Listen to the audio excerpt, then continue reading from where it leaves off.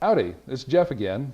Today I'd like to talk to you about how we're going to demystify the listing agreement and how you might be able to use it to help with the interview process when you look to talk to realtors when you have them come in.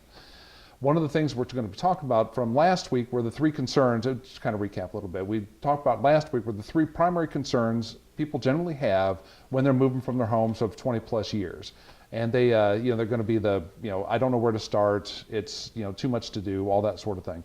So today what we're going to talk about is how to approach getting a realtor to come out to you, to talk to you, for you to interview them, and then find out if they're going to be a good fit for you, and a way that you can use that listing agreement to help identify that as part of your interviewing process. Because this is one of the most important decisions you make as you're going through this entire journey. And so hiring the right person is obviously paramount to making this going to be a successful transaction. So what we want to talk about today is when you make the call, you want to call a couple of people, have them come out to do the interview. Even people who are SRES certified, designated, and all that sort of thing, doesn't necessarily mean they're going to be the right personality fit for you. So what you want to do is you want to get a couple of people to come out, talk to them, find out what they're like, what they're, and basically how they're going to communicate with you.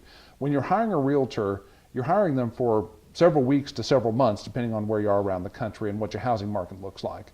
So you want it to be somebody that you're going to be able to work with easily. It's going to be a comfortable relationship, and you like them, and that's the whole thing. So what you want to be careful of is a lot of people are very, very good at small talk, kind of the elevator speeches, this is what we can do for you, and kind of give you the very, very smooth sales pitch. Well, once the rubber hits the ground, it's going to be what's the listing agreement look like? What are the other documents I'm going to be dealing with? And those are filled with legalese and a lot more jargon in there that you need to have explained to you. It's not just something you can just pick up and probably just leaf through pretty quickly and identify, oh, I know exactly what this is talking about. So that's where the frustration comes in a lot of the times, is that the people don't understand what the documents are telling them. And these are legal documents. And so you are getting into a contractual, binding relationship between yourself as a seller and the brokerage company that you're going to be dealing with. And so you really want to have a good understanding of what that document contains. And what I'm going to talk to you today about is going to, obviously, specifically since we're in the Austin metro area, going to talk about Texas forms and how those are applicable. They're different from state to state. But basically what we're going to talk about today are going to be the listing agreement that you find in Texas transactions.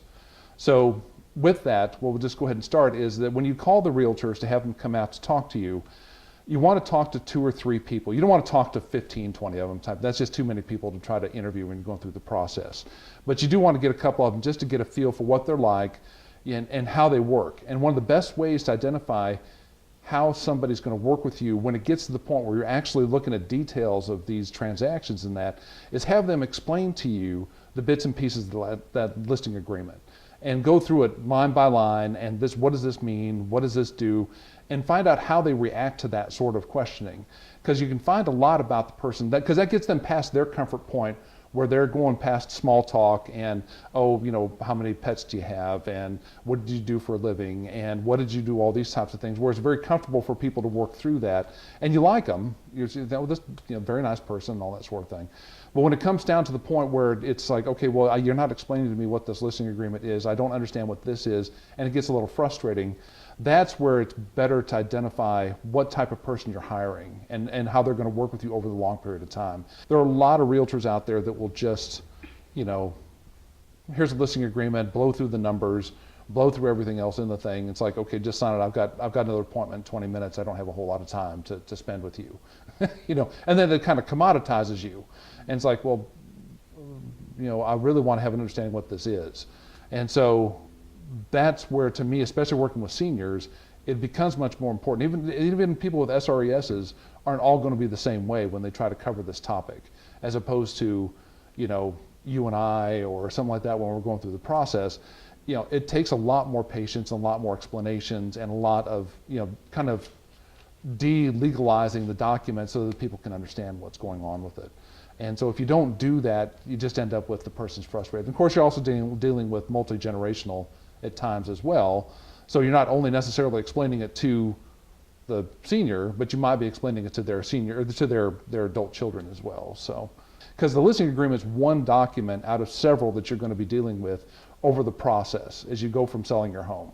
So that's what's going to make it important to make sure you understand well, obviously it's going to be important you understand what the document contains, but equally as important is you want to make sure that realtor can explain it to you in a fashion that you are comfortable with getting that information. So it's not just, frustration on both sides. It's not just frustration on their side. It's just you need to be comfortable with that person, and this is one way of making sure you are going to be comfortable with them in the long run.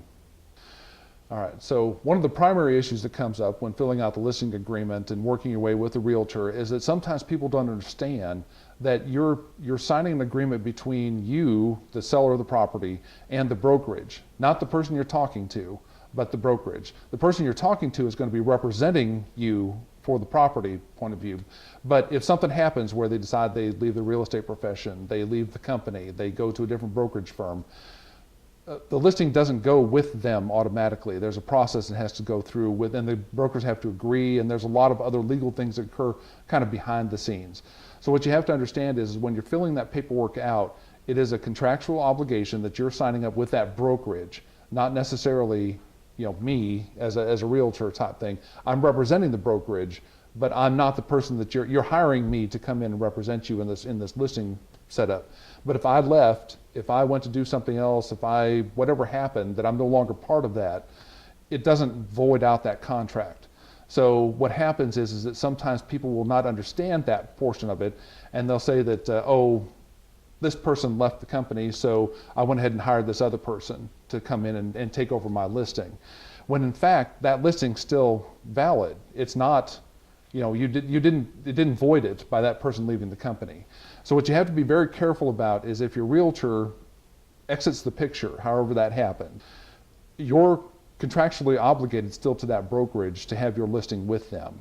And so that's something you have to pay attention to when you're filling that out, is that it's going to be a longer term relationship, and you can get out of it. That's another thing that's usually kind of like the next item that people don't fully understand, is that it's not, when you go to fill out a listing agreement, you have a beginning time and you have an ending time. Listing agreements always have a finite period of time. It can be 2 weeks, it can be 5 months, it can be 2 years. Whatever you put into that agreement, that's what's set up for it. That doesn't mean that you're stuck with them. So let's say you've brought somebody in, you've talked to them, you've interviewed these folks, you like the person you're talking to, and then you start to work with them, and you come to the realization after maybe a month or two, something like that, that you're not getting the feedback or the response, or they're too busy with other things, and you've kind of lost connection with that person type thing. You're not obligated to just stick with them through the term of that contract.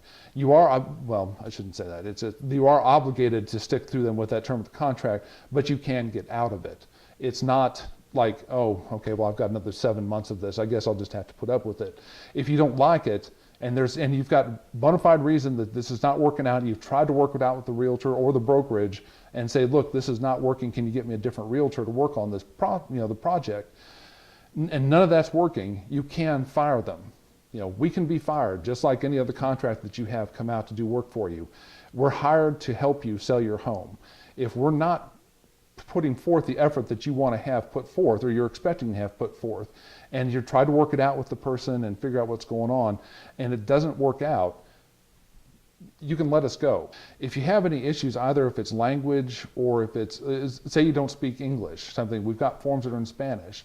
We have a bunch of other options for bringing in people that have other language skills to help explain them as well. And that goes for people that are deaf too. So if you've got other disabilities that cause you to not maybe fully understand what somebody is either trying to talk to you about or show you what's going on with that, work with that person and identify, because again, being an SRES, you should have resources available to you to bring in to help with those things. So if it's a hearing impairment, if it's a sight impairment, if it's something else, bring somebody, and we can work that out with the person. If you tell me that you have a sight impairment, particularly if you have a sight impairment, that if you have an adult child, if you have a friend, if you have somebody else that we can bring in to talk to them to say, this is what we're going to be looking at, and we're going to cover this in the documentation, then that can help out as well. But we really want to make sure that everybody fully understands what they're signing up for when they go to sign this listing agreement, because it is an important document.